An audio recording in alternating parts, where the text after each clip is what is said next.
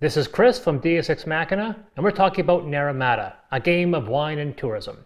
In this series of videos, we'll be going over the gameplay of Naramata, but instead of filming these in a basement, we decided to come to the wineries within the Naramata region itself. For this entry, we find ourselves at Nichol, and we're here to talk about satisfying tourists, scoring points, and tourist penalties.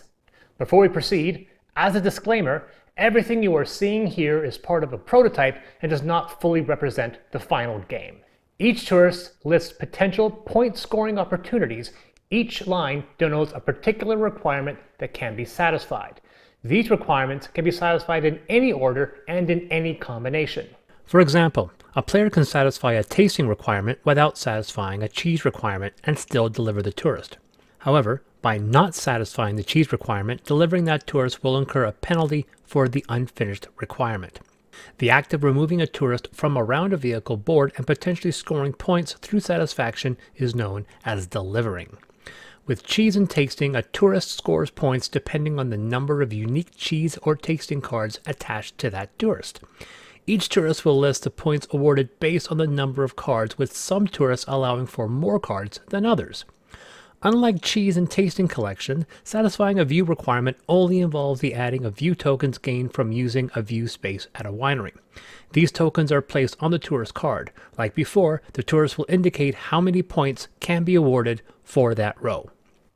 With favor, pairing, and wine requirements, points are not indicated on the tourist. With pairings, only a single satisfaction token gained from a pairing space is required to satisfy this tourist.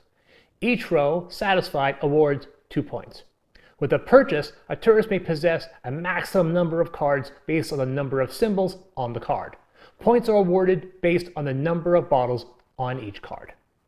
With a favor, possessing a signature winery's meeple automatically awards you 2 points. However, a favor requirement on a tourist indicates that tourist gains a token when you visit one of these wineries. If a tourist requires multiple favor tokens, then that player must visit multiple signature wineries. If there is a row on a tourist card that is not satisfied in any way, meaning not one token or one card for that row, a penalty is incurred. In the case of cheese, tasting, and view, even marginal satisfaction is considered satisfied. For each row not filled in any way, when a tourist is delivered, that player suffers a penalty. Penalties compound across all tourists connected to a player board. As the number of incomplete rows increase, so does the penalty. The first unsatisfied row incurs a -1 penalty, but the second will incur an additional -2 points, to a total of -3. A third row will increase this penalty by 3 points to a total of -5, and so on. When all tourists connected to your vehicle are scored and penalties incurred, they are discarded.